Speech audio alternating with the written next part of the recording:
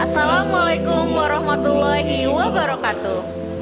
Hai Sobat Bawaslu, bertemu lagi dalam program Bawaslu dalam Sepekan.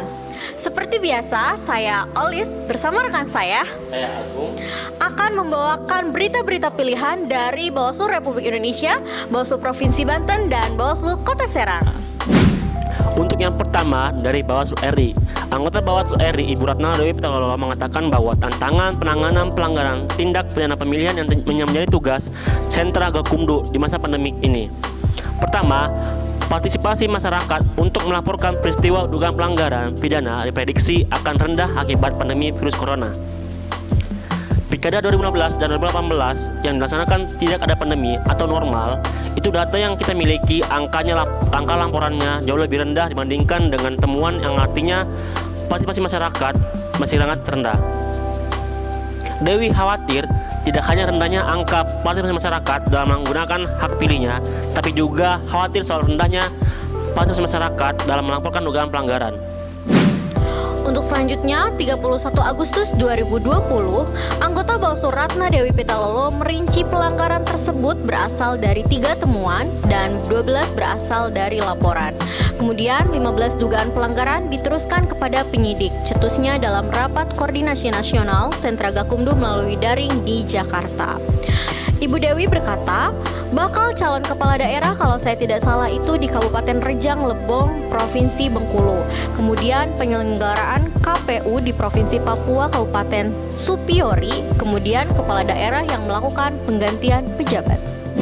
Untuk selanjutnya, pada tanggal 1 September 2020, anggota Bawaslu Fritz Edward Siregar menghadiri rapat kerja teknis atau rakernis penguatan hukum terhadap pengawasan, pencegahan, dan penindakan pada pemilihan Bupati dan Wakil Bupati Toraja Utara tahun 2020. Dia meminta jajaran pengawas pilkada memahami peraturan yang ada.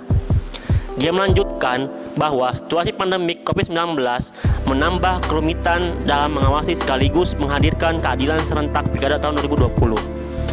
Ada kendala teknis ketika kita melakukan pencegahan pengawasan di tengah pandemi COVID-19. Saya berharap Panwascam tidak pernah lelah untuk menjawab pertanyaan dari Panwas Kelurahan atau Desa Pengawas TPS.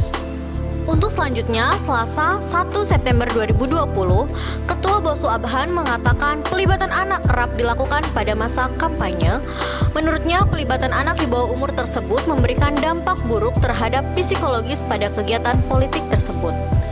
Banyak pertimbangan mengapa anak dilarang dilibatkan dalam kegiatan politik. Di antaranya adalah alasan ketidaksesuaian dengan perkembangan psikologis anak.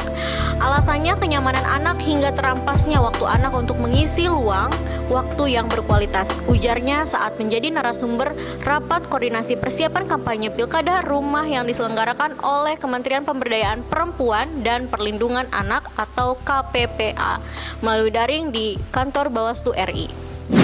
Pada hari Rabu tanggal 2 September 2020, anggota Bawaslu RI, Bapak Muhammad Afifuddin mengatakan bahwa tahapan pendaftaran bakal pasangan calon Pilkada serentak tahun 2020 dilakukan lebih maksimal.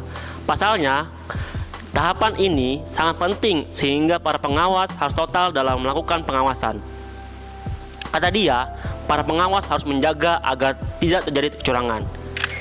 Untuk selanjutnya, pada hari Kamis tanggal 3 September 2020, Bawaslu Banten mengadakan pendampingan dan presentasi proposal riset kabupaten kota. Riset di Banten memiliki khas tersendiri, di antaranya tentang data pemilih di Baduy. Kota kosong pada pelaksanaan Pilkada tahun 2018 di Kabupaten Lebak, Kabupaten Tangerang, dan Kota Tangerang. Politik kekerabatan. Namun tak kalah baik juga ada beberapa tema yang mengangkat kondisi faktual pengawasan Pilkada tahun 2020. Penanganan pelanggaran dan penyelesaian sengketa di tengah penyebaran wabah COVID-19. Nah, itu tadi berita pilihan Bawaslu dalam sepekan. Jangan lupa tetap pantengin channel Bawaslu Kota Serang. Kami mohon undur diri, cegah, awasi, tindak. Wassalamualaikum warahmatullahi wabarakatuh.